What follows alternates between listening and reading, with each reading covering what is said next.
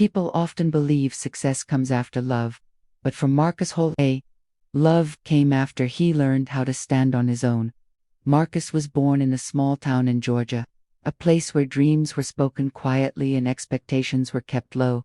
His mother worked double shifts at a diner. His father left early, chasing a future that never circled back. From a young age, Marcus learned one lesson that shaped his life.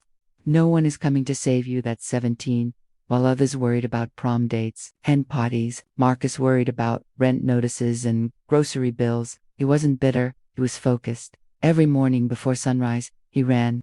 Not because he loved running, but because discipline gave him control. Every evening after work, he read business books, biographies, anything that taught him how ordinary people built extraordinary lives. Years passed, failure visited often, a startup collapsed, a business partner betrayed him, a woman he loved once told him, "You dreamed too much for someone with so little." That sentence burned, but it didn't break him. By 35, Marcus had something most people never earn: clarity. He knew what he wanted, he knew what he would never tolerate again. That's when Amara Kingsley entered his life. Amara wasn't just wealthy. She was powerful, a self-made billionaire from a technology empire rooted in clean energy and global infrastructure. Amara had been featured on magazine covers, business panels, and leadership forums across the United States. But what surprised Marcus wasn't her money, it was her calm. She didn't rush conversations, she listened, truly listened. She respected silence. Their first meeting wasn't romantic, it was accidental.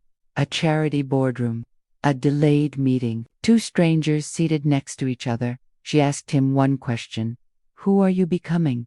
Not what do you do, not how much do you make. Who are you becoming? No one had asked Marcus that before. They spoke for 20 minutes. About growth, about discipline, about loneliness at the top and at the bottom. When they parted, Amara said calmly, "Age is just a number, but mindset, that's everything." Marcus didn't chase her, he didn't ask for favors, he didn't mention love. He went back to work. Months later, their paths crossed again. This time, she invited him to collaborate on a community project mentorship programs for underprivileged youth. That's when Marcus realized something powerful. Real love doesn't rescue you, it respects the work you've already done. And Amara saw something in Marcus that money could never buy. A man who built himself when no one was watching. This wasn't a fairy tale. This was the beginning of a partnership, rooted in self-worth, growth, and purpose. And Marcus was about to learn his biggest lesson yet. Before you can love someone deeply, you must love the man you are becoming. Success changes the way people look at you, but it also changes the way you see yourself. Marcus didn't wake up one morning as Amara Kingsley's husband. That title came later. What came first was pressure. Pressure to belong. Pressure to prove. Pressure to not be swallowed by someone else's shadow. When news of Marcus and Amara's marriage quietly spread through elite circles, reactions were mixed. Some smiled politely, others whispered. A few openly questioned it. She could have married anyone. What does he bring to the table? The age difference, the wealth gap, this won't last. Marcus heard it all, but never from Amara. She never reminded him of her billions. She never compared. She never controlled. Instead, she asked questions that forced growth. What are you building that's yours? What legacy do you want people to remember you for? How do you want to lead when no one is watching? That scared Marcus more than criticism ever had, because comfort can be dangerous.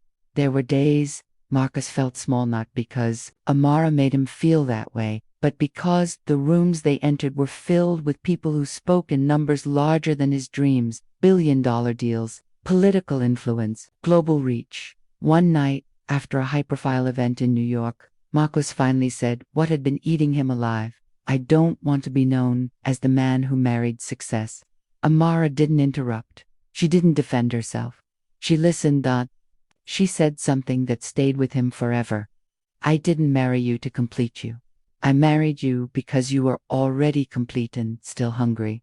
That night, Marcus made a decision. He would not compete with his wife. He would become the man he respected. He began waking earlier, training harder, studying leadership, psychology, impact investing. he launched a mentorship platform for young men who felt invisible, men from broken homes, small towns, second chances, not flashy, not loud, just real. Progress was slow. Some days, failure returned like an old enemy. A project collapsed. Funding fell through. Online critics mocked him. But this time, Marcus didn't quit, because he had learned something powerful. A strong partner doesn't replace your purpose, they remind you of it. Amara never rescued him from failure. She stood beside him through it, and that made all the difference. Their marriage wasn't perfect. They argued, they disagreed, they faced moments where silence felt heavier than words. But they shared one rule: no ego inside the home. When Marcus doubted himself, Amara reminded him of his discipline. When Amara felt exhausted by leadership, Marcus reminded her she didn't have to be strong all the time.